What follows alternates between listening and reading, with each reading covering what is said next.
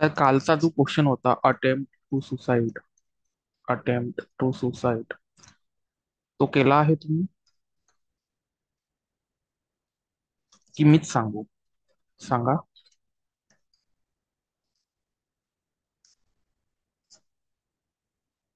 एक तर आयपीसी मध्ये पण विचारलं होतं मी आणि बी.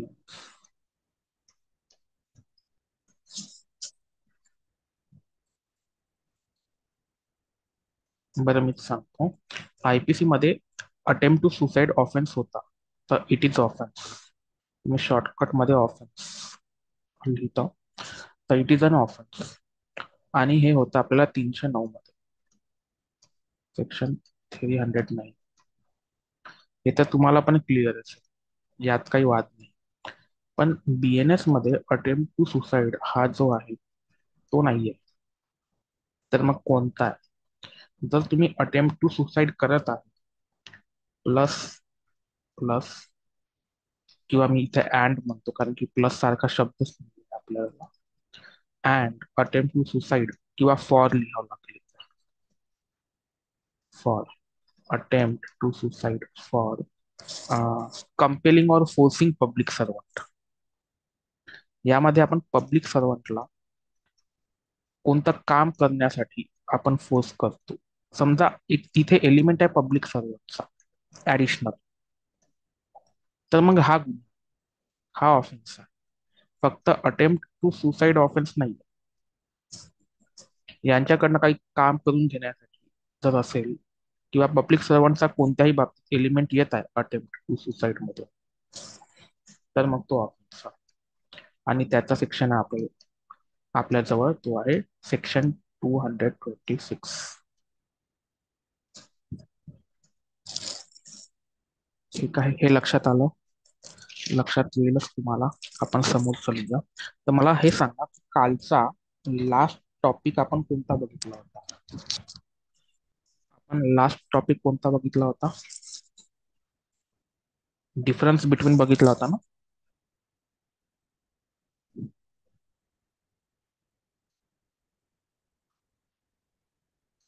अबेटमेंट आणि, अच्छा, हार्बर आणि अबेटमेंट बाय एड, हा ना?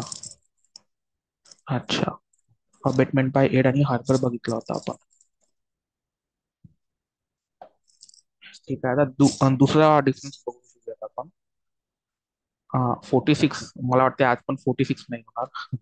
तर थोडा कन्सेप्ट आपण बघून घेऊयात. तर अजून एक आहे, ते आहे abetment by conspiracy. Abetment by conspiracy, abetment by conspiracy versus, काल आपण अबेटमेंट बाय एड पाहिला होता, इथे अबेटमेंट बाय कॉन्स्पिरसी आहे. Versus criminal conspiracy, versus criminal conspiracy. तुम्हाला काय वाटतं या दोघांमध्ये काय फरक आहे? तर मी सेक्शन मेन्शन करून घेतो ते पर्यंत. तर याचा जो सेक्शन आहे तो आहे सेक्शन 45 बी. आणि हा जो सेक्शन आहे आपल्याजवळ तो आहे सेक्शन 61. तर हे जे आहे सेक्शन,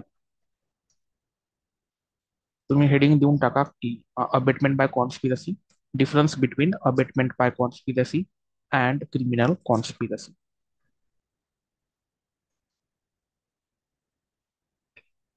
सेक्शन 107 बी. आणि हा जो आहे criminal conspiracy section 120 A and 120 B IPC.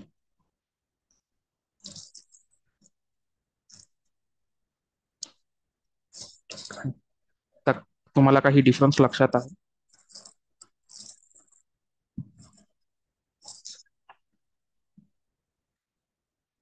मी हे शिकवलं आहे का? असं वाटत आहे की मी हे शिकवलं आहे.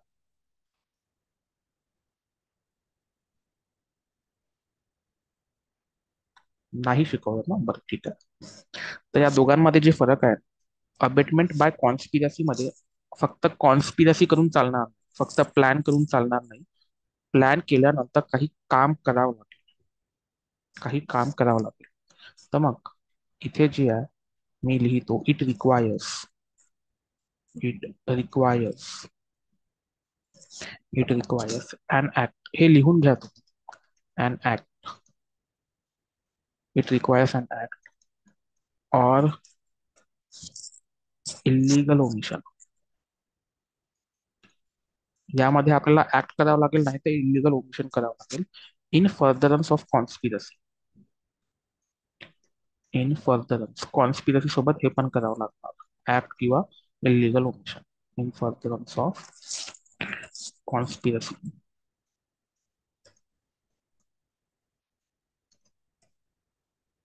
तर इथे हे होणार. आणि क्रिमिनल कॉन्स्पिरसी मध्ये इथे फक्त अग्रीमेंट चालेल. मी तुम्हाला क्रिमिनल कॉन्स्पिरसी सांगितलं होतं, इंटेन्शन जेव्हा मी सांगितलं होतं इंटेन्शनच्या दरम्यान, है ना. तर इथे फक्त अग्रीमेंट पाहिजे. इथे अग्रीमेंट, फक्त प्लॅनिंग पाहिजे. It requires, it requires मियर agreement, मियर agreement.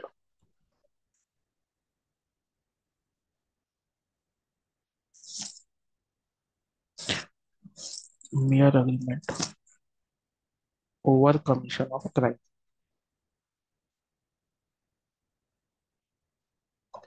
Over commission of crime.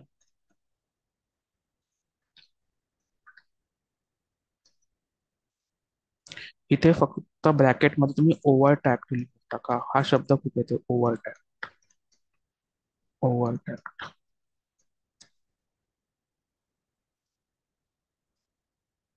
इथे फक्त अग्रीमेंट पाहिजे. आणि मला असं वाटतं तुम्हाला, मी जेव्हा स्टेजेस ऑफ क्राईम शिकवत होतो तेव्हा इंटेन्शन मध्ये आपण डिस्कस केलं. मी म्हटलं होतं फक्त इंटेन्शन, फक्त इंटेन्शनच ऑफेन्स होते का. आपण जेव्हा हे डिस्कस केलं होतं ना, की फक्त इंटेन्शन ऑफेन्स डिस्कस होते का. तर आपण म्हटलं होतं, मी म्हटलं होतं की ऑफेन्स नाही होत, फक्त इंटेन्शन. कारण की कोणाच्या मनातला आपण सांगू शकत नाही काय चालू. म्हणून इंटेन्शन ऑफेन्स नाही आहे स्वतःमध्ये, पण ऑलमोस्ट क्रिमिनल कॉन्स्पिरसी येते त्यामध्ये ऑफेन्स. कारण की यामध्ये कोणता ऍक्ट लागत नाही, कोणती प्रिपेरेशन लागत नाही, कोणता अटेम्प्ट लागत नाही, फक्त पाहिजे तर तो आहे अग्री, फक्त अग्रीमेंट. म्हणजे इथे ए आणि बी या दोघांनी प्लॅन बनवला. काय बनवला प्लॅन, की आपण असं असं करू, सी ची डेथ कॉज करू, सीचा मर्डर करूया.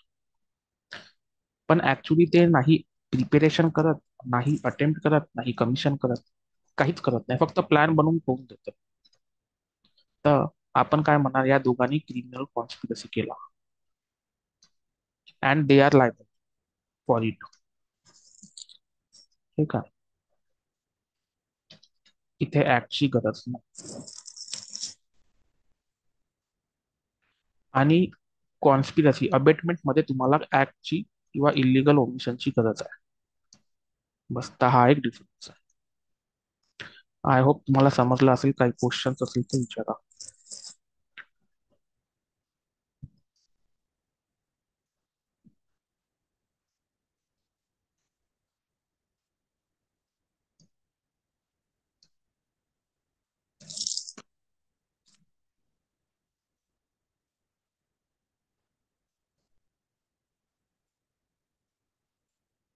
ठीक आहे, कळलं ना. ठीक आहे. आता आपण नेक्स्ट टॉपिक बघूयात, पनिशमेंट याविषयी. तर पनिशमेंट ऑफ अबेटमेंट हे 3 सेक्शन मध्ये आहे. मी या तिन्ही सेक्शन्सला सेपरेटली डिस्कस नाही करणार, कारण की एवढे इम्पॉर्टंट नाही. तर ते आहे सेक्शन 49, 49 आहे, 55 आहे, 55 अँड 56. हे तुम्ही स्वतः रीड आउट करू शकता. डाऊट्स काही असेल तर आपण डिस्कस करूया. पण मी एकदाच तुम्हाला हे लिहून देतो. हे तुम्ही नोट्समध्ये लिहून घ्या. आता मी का बरं लिहून देतो तुम्हाला. मी एक तर म्हटलं की एक्झाम मध्ये हे इम्पॉर्टंट नाही आहे, एक्झाम मध्ये इम्पॉर्टंट नाही आहे. तरी पण याद्वारे काय होईल, हा जो कन्सेप्ट आहे अबेटमेंटचा तो क्लिअर होऊन जाईल, तो तुमचा अधिक स्ट्रॉंग होऊन जाईल. म्हणून मी लिहून देतो तुम्हाला. ठीक आहे. आता ते मला सगळ्यात पहिले इलिस्ट्रेशन द्वारे सांगावं लागेल. तर 4 पॉइंट आहे यामध्ये. आता इथे इलिस्ट्रेशन नीट आहे का. तर इथे एक व्यक्ती आहे ए, आणि दुसरा आहे बी. दुसरा आहे बी. तर ए काय करतो, इन्स्टिगेट करतो बीला. इन्स्टिगेट करतो की तू सी ची डेथ कॉज कर. आणि बी रिअल मध्ये डेथ कॉज करतो, म्हणजे मर्डर करतो सीचा. आता तुम्हाला हे तर माहिती आहे की इथे अबेटमेंट कोणाने केला, एनी केला. तर ए काय अबिटर आहे, अबेटर आहे. आणि हा मेन ऑफेंडर आहे, ऑफेंडर आहे. आता इथे काय होते, कोर्ट काय म्हणते, बी is guilty of murder.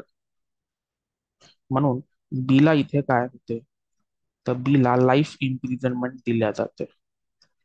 Life imprisonment. ठीक आहे. तर हा झाला बी. मग मला सांगा, ए ला कोणती शिक्षा होईल. एनी फक्त अबेटमेंट केलाय, तर ए ला कोणती शिक्षा होईल.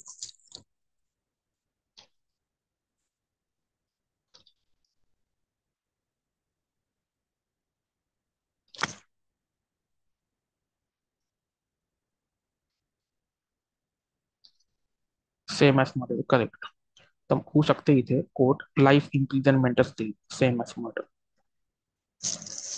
ठीक आहे. तर दोघांना पण सेम पनिशमेंट भेटू शकते इथे. Same punishment, same punishment. ठीक आहे. तर तेच आपण लिहून घेऊ. थोडा फास्ट लिहित आहोत. चला. If the offence, if the offence, if the offence that was abated, that was abated, that was abated, that was abated, is carried out, is carried out. जर कोणता ऑफेन्स तुम्ही अबेट करत आहे आणि ते करण्यात आला आहे, एनी काय केलं इथे, अबेट केला आहे, आणि बीनी ते ऍक्ट केला आहे, तर काय होईल, द पनिशमेंट. तर अशा वेळेस पनिशमेंट काय होईल या दोघांना. The punishment for the assailant, for the assailant. आता इथे असायलंट कोण आहे, इथे बी आहे असायलंट. अँड अबेटर, इथे अबेटर कोण आहे, तर ए आहे. And abettor is same, is same, is same. And both, would be liable, both would be liable for punishment, both would be liable for punishment prescribed for the offense, prescribed for the offense.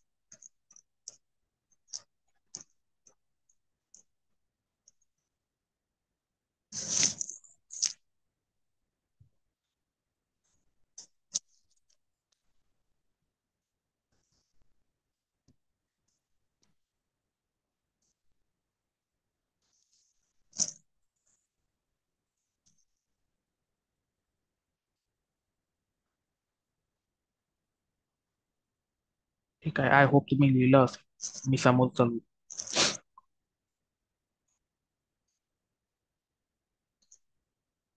चला आता second point discuss करूयात.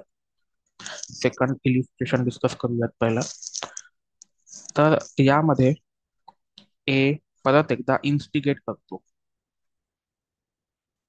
Instigate करतो बीला की तू चोरी कर, theft साठी, theft, theft. And B did not commit theft. तर बी रेफ्यूज कर, बी इथे रेफ्यूज करतो.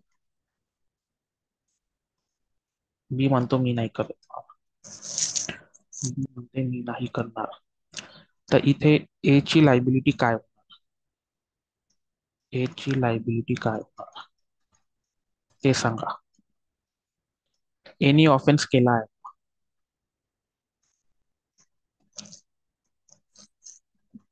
नथिंग.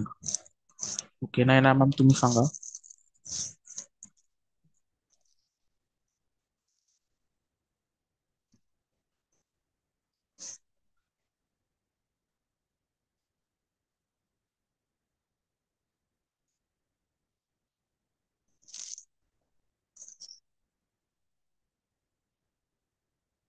ओके, आन्सर नाही आला. ठीक आहे, मी कंटिन्यू करतो. इथे ए ची लायबिलिटी होणार. A has guilty of instigation. Yes, is guilty of instigation. पण पनिशमेंट काय भेटणार? पनिशमेंट काय भेटणार? वरती तर बघितलं, लाईफ इम्प्रिझनमेंट भेटली अबेटरला.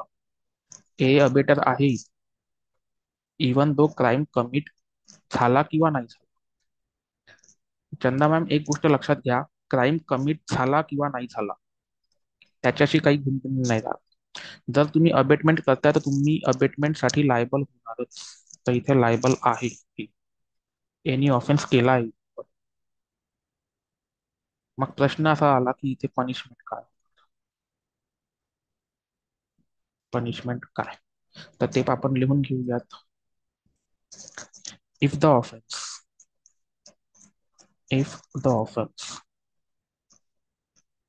If the offence which was abated which was abated if the offense was abated is not carried out is not carried out. मग अशा वेळेस पनिशमेंट काय होणार? Punishment punishment punishment is reduced to one fourth. किती म्हटलं मी? One fourth. अच्छा, तुम्ही आता सांगत, हा, one fourth of actual, correct. One fourth. One fourth of actual म्हणता नाही येईल इथे. इथे म्हणता येईल one fourth of the maximum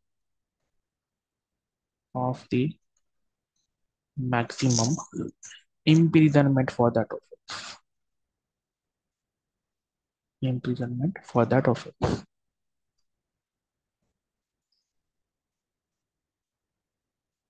ठीक आहे. तर इथे ऑफेन्स कोणता झाला? थेफ्ट झाला. तर मला सांगा, थेफ्ट मध्ये मॅक्झिमम पनिशमेंट किती आहे? मॅक्झिमम इम्प्रिझनमेंट किती आहे?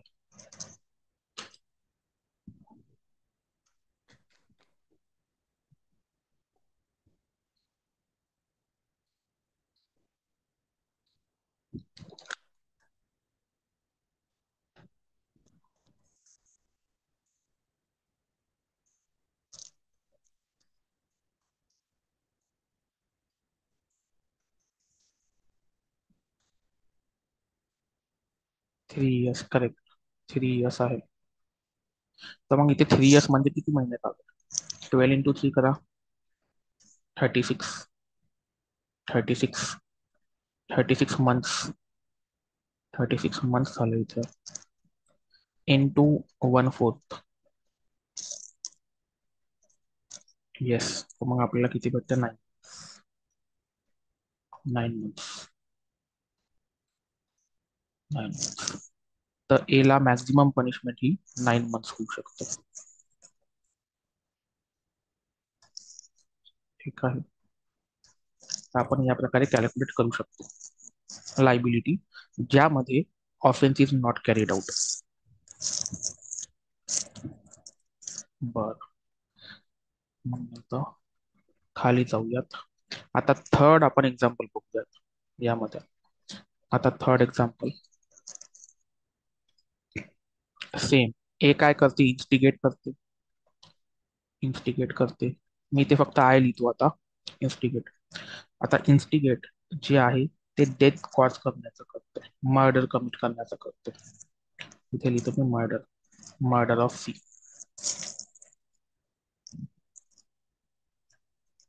Murder of C. आता तुम्हाला माहिती आहे मर्डरची पनिशमेंट काय आहे? डेथ आणि लाईफ इम्प्रिझनमेंट अँड फाईन. तर हे मर्डरची पनिशमेंट आहे. तर आता ए तर अबेटर आहे, आपल्याला माहिती आहे. ए अबेटर झाला. आणि बी इथे काय करतो? रेफ्यूज करतो. त्यांनी क्राईम कमिट नाही केला. तर मला सांगा, अबेटरची लायबिलिटी काय आहे?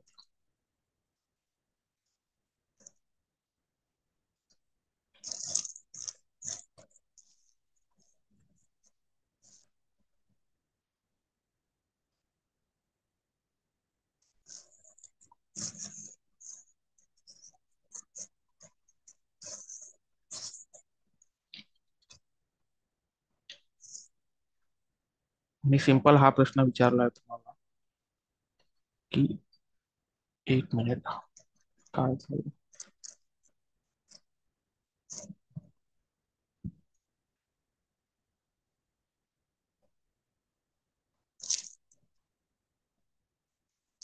Guilty of abetting to commit murder. Okay, तो गिल्टी आहे ठीक आहे ना, लायबिलिटी आहे. पण इथे पनिशमेंट काय होणार ते सांगा मला, नेमकी पनिशमेंट. पनिशमेंट काय होणार?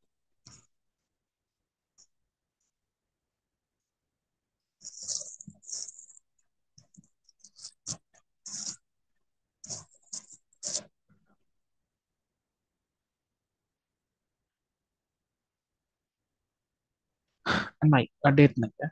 तर आपण लिहून घेऊयात, हे लिहा. In case, in case of an offence, of an offence, no, not one half. तो आपण बघूयात, in case of an offence punishable with death. आता तर अशा प्रकारचे ऑफेन्स अबेट होत आहे ना ज्यामध्ये पनिशमेंट काय आहे, डेथ आहे. Punishable, punishable with death, punishable with death and life imprisonment.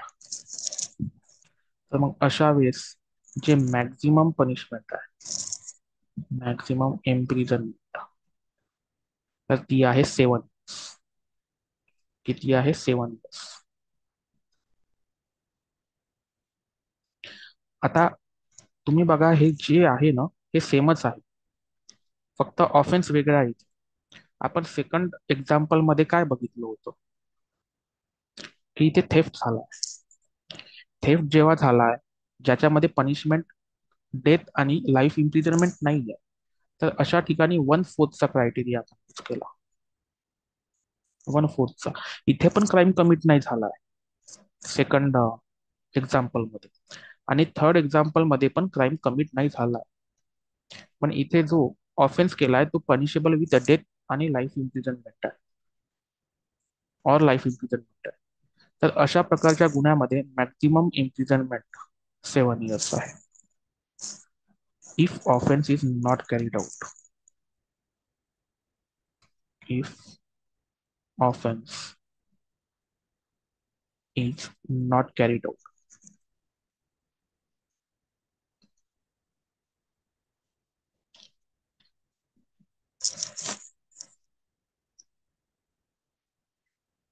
ठीक आहे.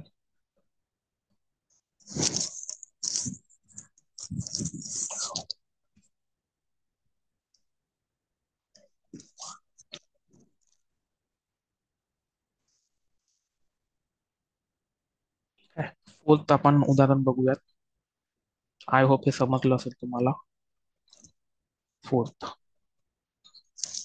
आता फोर्थ मध्ये पण एक व्यक्ती आहे ए.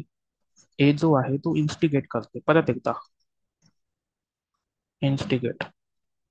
बी, सेम एक्झाम्पल देतो, आणि यामध्ये इन्स्टिगेट कशाबाबत करते? मर्डर. मर्डर कोणाचा? सीचा. आणि इथे मर्डर करायला जाते, ऍक्च्युली मर्डर कमिट करायला जाते बी. सीची डेथ कॉज तर नाही, पण त्याला इंजुरीज होते. इंजुरीज होते, हार्म, त्याला हार्म होते. ठीक आहे? समजून घ्या, हर्ट कमिट होते. तर इंटेन्शन तर मर्डरचा असते, पण ऑफेन्स कोणता होते? हर्टचा. ऑफेन्स होते हर्टचा. आता ए तर अबेटर आहे. आता यामध्ये पनिशमेंट काय? तर यामध्ये मॅक्झिमम पनिशमेंट आहे 14 years. थर्ड एक्झाम्पल मध्ये, कारण की एकदम क्राईम कमिटच होत नाही, म्हणून तिथे 7 years थर्ड एक्झाम्पल मध्ये.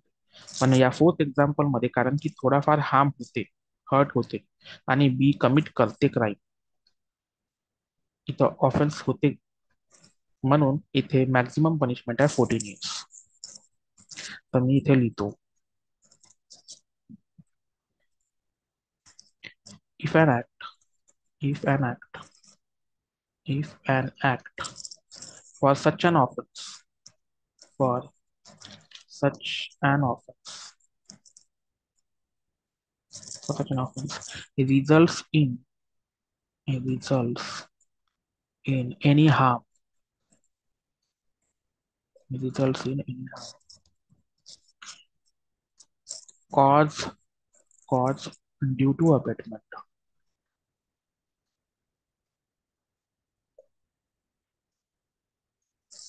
cause due to abatement. तर अशा कंडिशन मध्ये मॅक्झिमम इम्प्रिझनमेंट मी शॉर्ट फॉर्म मध्ये लिहितो. Then maximum imprisonment is 14 years. 14 years.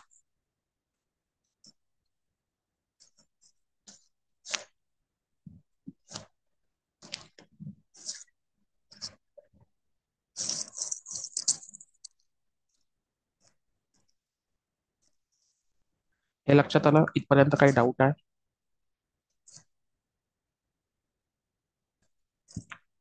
ठीक आहे, डाऊट असेल तर विचारू शकता.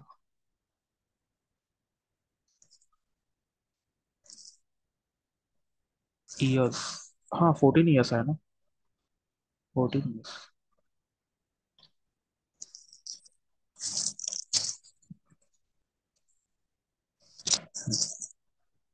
काही डाऊट आहे का चंदा?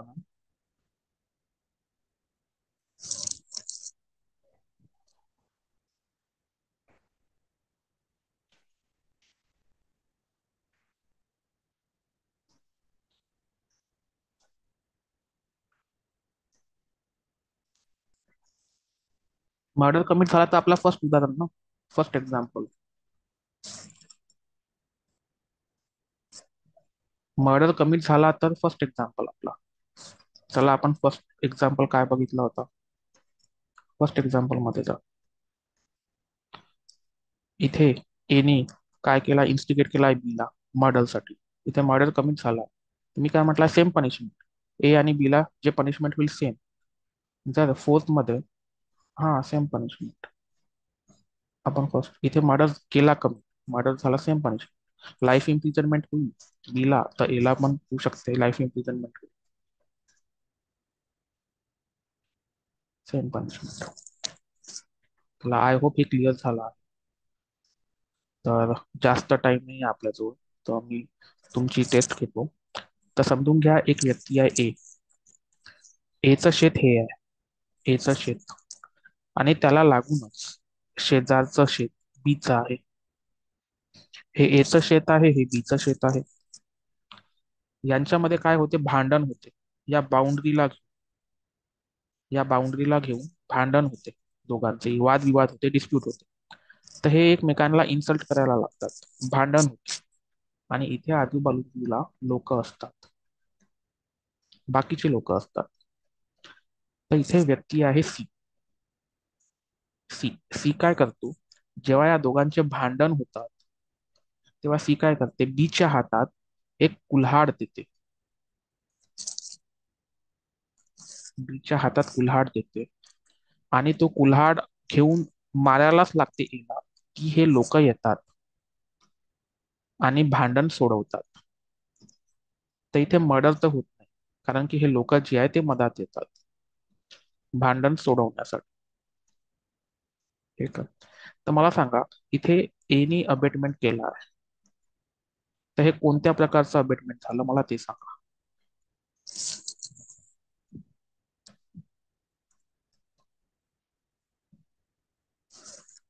बाय एड नाही, इथे इन्स्टिगेशन झालं आहे. मला वाटलं तुम्ही एड म्हणणार. एड काऊन, कारण की इथे काहीतरी वेपन दिला आहे, हा ना, मदत केली आहे, मदत केली आहे. पण याला बीला मदत पाहिजे होती का? बीने विचारलं होतं का की मला एक्स ते, मला याचा मर्डर करायचा? सीनं फक्त दिलं त्याच्या हातामध्ये, कारण की सीचं आणि एची भांडण असते, हा ना. तर इथे इन्स्टिगेट केलाय बीला. ठीक आहे, तर हे अबेटमेंट बाय इन्स्टिगेशन झालंय. बरं ठीक आहे, हा आता फर्स्ट एक्झाम्पल होता. आता मी याच एक्झाम्पलमध्ये समजून घ्या की बी काय करतो. बीच्या हातात एक्स येते, कुल्हाड, जे की सी न दिलेली असते. वरचंच एक्झाम्पल, सी एक्स देते बीच्या हातात आणि बी खरोखरच ए ची हत्या करतो. इथे डेथ कॉज करतो. इथे झाला मर्डर. तो मला सांगा सी ची काय लायबिलिटी.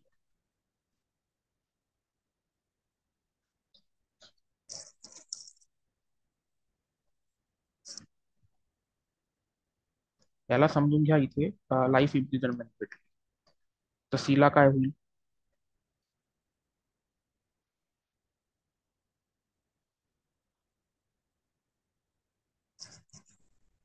करेक्ट, सेम पनिशमेंटच होईल ना.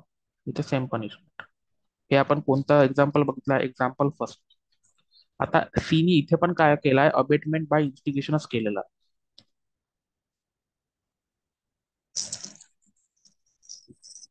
सेम फॅसिलिटेड. येस, इथे पण सेम. तर हे झाले दोन उदाहरण. अजून एक उदाहरण बघूयात. मला कन्सेप्ट समजला की नाही. तर आता थोडं याला मी ट्विस्ट करतो. हे एचं शेत आहे, हे बीचं शेत आहे, आणि इथे आजूबाजूला लोक आहे. आता बी काय करतो, स्वतःहून म्हणतो भांडण चालू आहे या दोघांमध्ये. बी काय म्हणतो, भांडणामध्ये रागाच्या भरामध्ये सी ला सांगतो, सी, मी या झाडाखाली कुल्हाड ठेवली आहे, ते मला आणून दे. मग सी काय करतो, बी जवळ कुल्हाड देतो, एक्स. तर मला सांगा हा कोणता अबेटमेंट झाला. हा कोणता अबेटमेंट.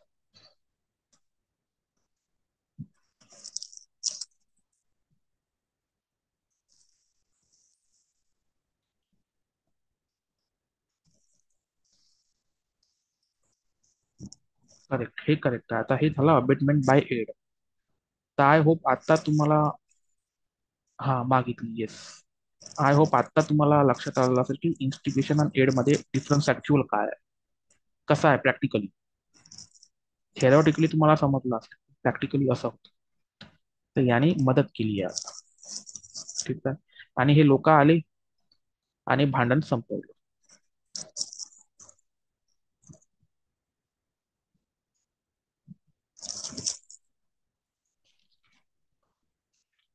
आता समजून घ्या, इथे डेथ पण झाली असती ना, तरी पण अबेटमेंट बाय एडच झालं. हे लोकांनी आले नसते तरी अबेटमेंट बाय एड झालं असतं. आणि मग बी आणि सी ला सेम पनिशमेंट भेटली असती. Same punishment.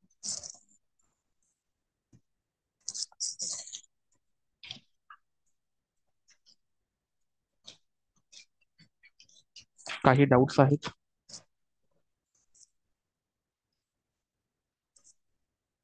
5च मिनिट आहे आपल्याकडे. सांगू शकता काही सांगायचं.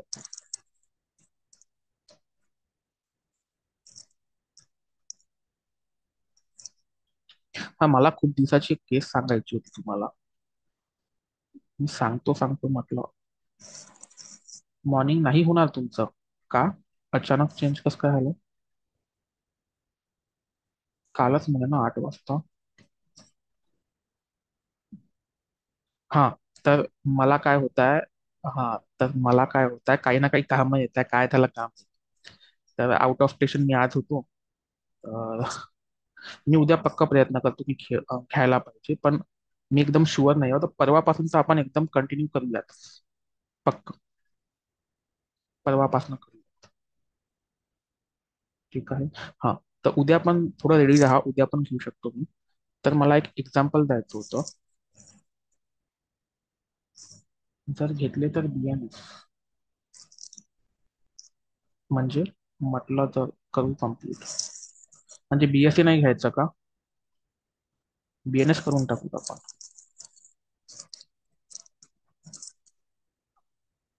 बरं ठीक आहे. तुम्ही दोघं जे म्हणत असेल ते करूयात आपण. हा ठीक आहे, तसंही चालेल.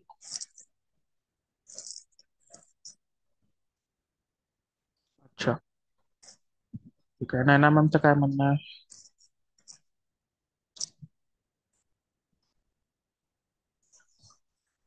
चालेल. ठीक आहे, मग तसं करूया. काही हरकत नाही. हा, तर मी हे सांगत होतो की एक केस, रिसेंट केस आहे ती. तर त्यामध्ये अक्यूज फादर राहते.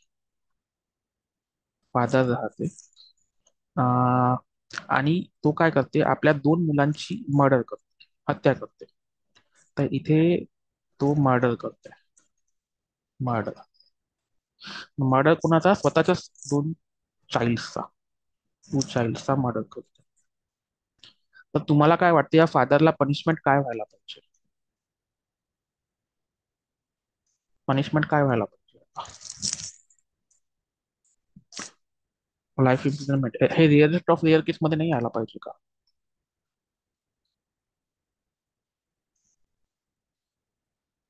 कारण की व्हिक्टिम बघा, दोन चाइल्ड आहे.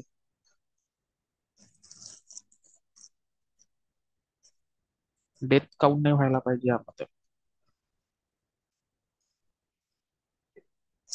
नाही, तुम्हाला काय वाटतं, लाईफ इम्प्रिझनमेंट की डेथ, याला काय व्हायला पाहिजे? फक्त तुम्ही तुम्ही सांगा, तुमचं मत सांगा. समजून घ्या, तुम्ही जज आहे या केसमध्ये. तुम्हीच जज आहे, तर तुम्ही काय शिक्षा दिली असती फादरला? हा, ठीक आहे ना. समजून घ्या की मजबुरी वगैरे काहीच नव्हती. फक्त याने मर्डर केला दोन चाइल्डचा.